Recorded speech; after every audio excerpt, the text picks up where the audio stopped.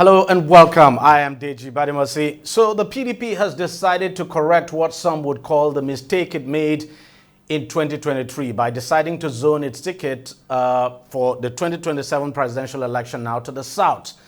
It's something everyone had expected it was going to do in 2023, but former Vice President Atiku Abubakar upturned the whole arrangement by picking up the ticket and going on to contest and, of course, lose the presidential election. Well, the party has now decided to retrace its steps by zoning the ticket to the south, but it remains to be seen what difference that will make in the 2027 presidential election. The party has also officially confirmed Umar Damagum as its substantive national chairman. The announcement was made during the party's 102nd National Executive Committee convention held in Abuja, the nation's capital. Damagum's appointment takes immediate effect and will remain in place until the party's elective national convention scheduled for November 15th and 16th in Ibadan. So, as it is, the chairmanship of the party is zoned to the north while its presidential ticket is zoned to the south. This zoning arrangement is aimed, of course, at balancing regional representation within the party's leadership as recommended by a committee led by Governor Doye Diri of Bayelsa State. But then it remains to be seen what happens after the National Elective Convention in November. Let's try to unpack all of this now. Being joined on the program by a chieftain of the party, Dr. Olatokunbo Pierce, who joins us in Lagos. Doc, thank you very much for coming on the program. Well, they say better late than never. Your party has now decided to retrace its steps, zoning the presidential ticket now to the south. And so what difference do you expect that to make going forward, especially as we prepare for the 2027 general election? First and foremost, DJ, thank you for having me on. Let me clarify something. We did not make a mistake in 2023 by zoning the presidential to the north. We do not zone per se in PDP. This is how it is determined whether the presidential candidate will come from the north or from the south. First of all, we have our elective national convention where we elect a substantive national chairman, as we will do on the 15th and 16th of November of this year. It is after we've elected that person in the position of the national chairman that we now have a few months after that, as is going to be the case in this time round, after November 2025, July or mid-summer 2026 is when we will have the presidential. So what happened in 2023 was that after we had the national chairman's election, and Dr. Ayu from North Central was elected, it is agreed according to our constitution that if after now we elect a presidential candidate from the north, the national chairman from the south is bound by the constitution to step down, so that we will not have a national chairman from the north and a presidential candidate from the north, in order for us to have equity and balance in our party as we always do. Unfortunately, Ayu decided not to step down, even though he was on record saying he would step down if another emerges. It was that problem that created the confusion of 2023.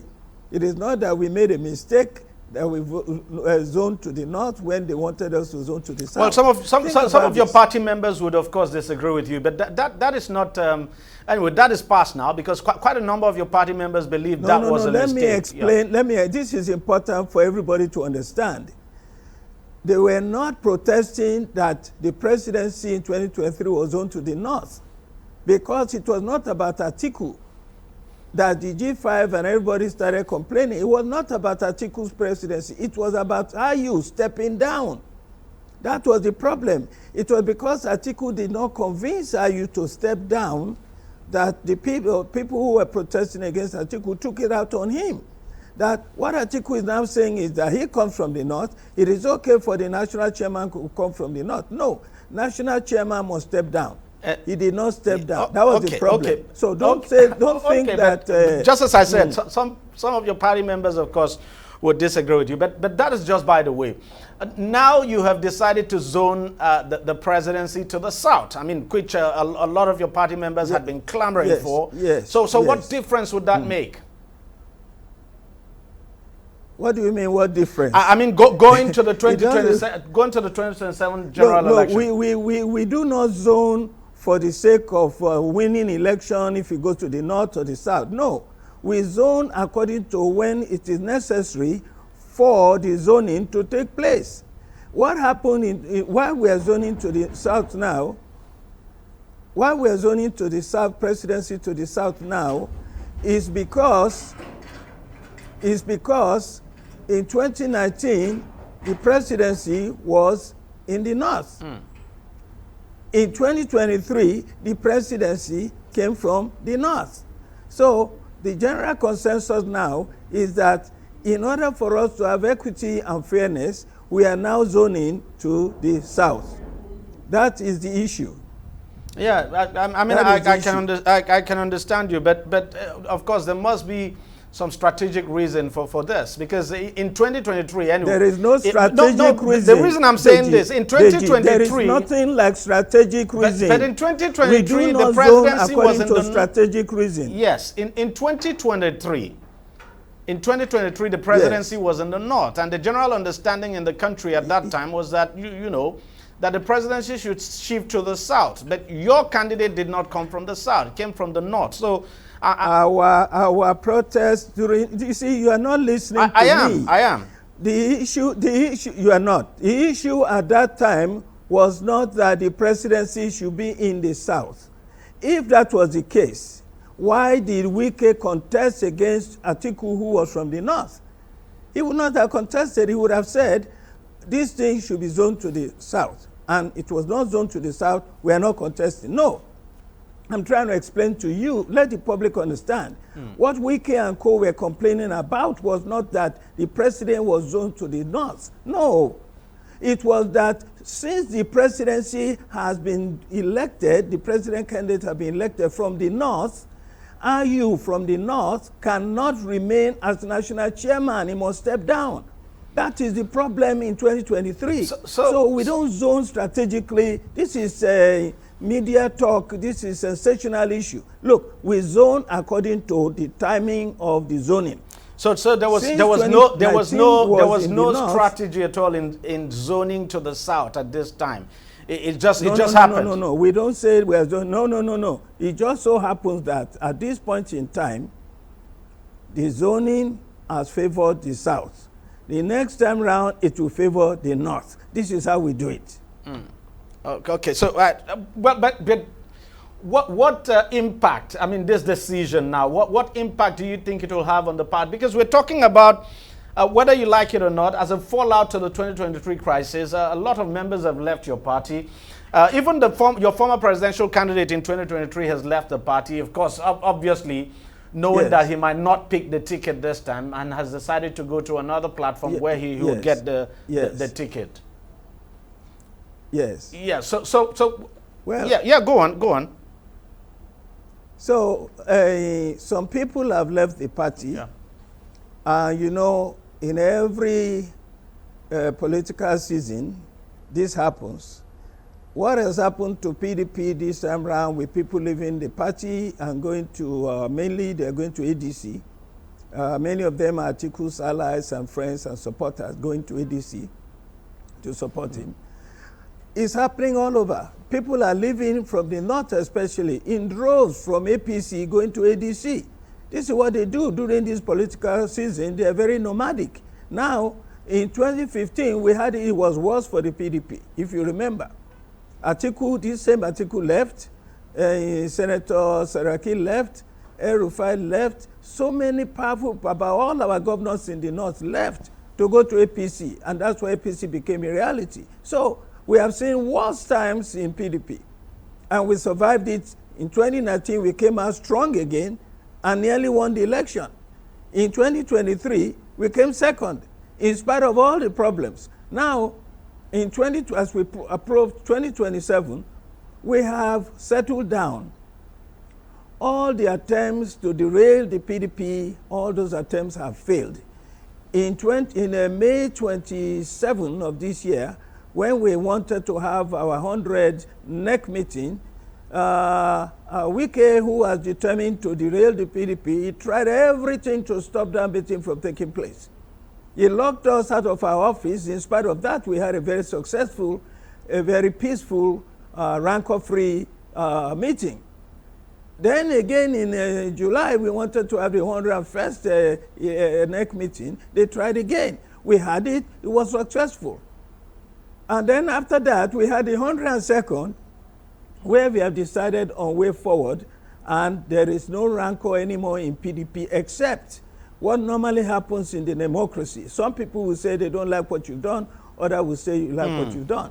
But keep in mind what we have done in the zoning formula and the dates and venue that we have chosen for our next convention have been done in a collective, in a democratic manner. All the organs of the party agreed on everything that has been agreed upon. The BOT, the National Working Committee, the Governors Forum, the People's Democratic Institute, everybody agreed, and our chapters in every state have agreed that we are moving forward. We're having the elective convention in November in Ibadan, and all of that is in agreement. Well, one thing is certain, the PDP is no longer the force that it used to be. I mean, you could argue that, but the way it is no longer that force it used to be, especially with Atiku Abubakar leaving the party and, living with his support base. I mean, whether you like it or not, he was a factor in the PDP. I know you worked as his campaign coordinator in the 2023 presidential election. Are you disappointed that, he's left the party for the ADC?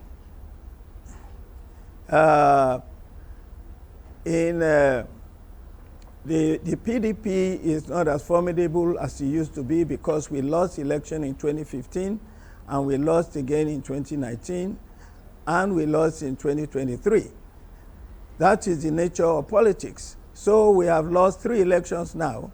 And the nation has tried Buhari. They have seen a monumental failure. We have tried Tinubu. They have seen an even more egregious failure. So now is the time for the Nigerian people to compare the days of Yaradua, the days of Obasanjo, Yaradua, Jonathan, to the years of Buhari and Tinubu, and then decide. As far as I see it, it appears to me that the choice is clear. The PDP years were far better. It was not perfect. No condition is perfect. No political group can be perfect. Life itself is not perfect. But compared to Buhari and Tinubu, I think our governor, our presidents, from Jonathan, from Obasanjo to Yaradua to Jonathan, their performance and their record will show that they were perfect compared to what we have seen with Buhari and Tinubu so far. So we are looking at 2027, and we are ready to save Nigeria from the disaster of 8 years of Buhari and 2 years now of Bola Ahmed Tinubu. That is the issue. But my question is, are you not disappointed that Atiku Abubakar has left your party? I mean, you must be disappointed. I am disappointed that Atiku has left the party, but Atiku leaving the party has not weakened the party more than it is going through so far, because Atiku was elected in 2019 to run. He ran. We gave him all the support. Unfortunately, he didn't win. We elected him again in 2023 and gave him all the support. You know how much I worked for him. Yes, of course. He didn't win. Yeah, so now it is unfortunate. And I think it is a terrible mistake on his part. It has shown that he's not committed to building the party. He's committed to winning election for himself, and it doesn't work. Where he's gone now, it is going to be more a detriment to him than to the PDP, because the people who are following him to ADC, they are going into a sinking ship. The ship has not even left the harbor. We don't know whether it can sail at all. That is ADC. So we are not happy. Of course, we are not happy that a leader like him will leave, but I am more disappointed in him as a person for taking that decision instead of helping to build the PDP, going away after you've enjoyed the PDP support for 2 terms, and even before then as a leader in the party. So we're disappointed, but we are not going to suffer because of his leaving.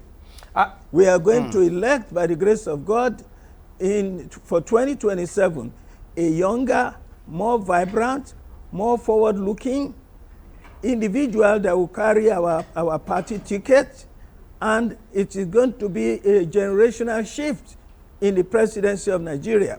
It is time that the Atiku generation go and retire and rest. And it appears you are making your choice very clear. From the cap you're wearing, you know, even though the primary, that's the presidential primary now, has not taken place in your party, you're making your choice very clear. The cap you have on says Makinde for 2027. Well, you see, what we are looking forward to the primaries, and the way it looks now, ask any pundit, they'll tell you that Makinde is certainly the leading candidate to be elected during our primaries for president. If that is the case, then we are going to have a vibrant, younger man who will not be even 60 years old in 2027, who has a track record as a governor that is impeccable. Right. And his whole character and his background and his training, everything points to a new direction, a new beginning, a new growth for Nigeria. So this is the issue. And that is why we are happy that he's running. That does not mean that other people cannot run. I am only saying I have pledged my support. I have seen other people, well, let's see other people coming in, but so far what I have seen, Makinde is the best candidate for us, and I will support him. And then we will pray for him to win the primaries next year and become our candidate.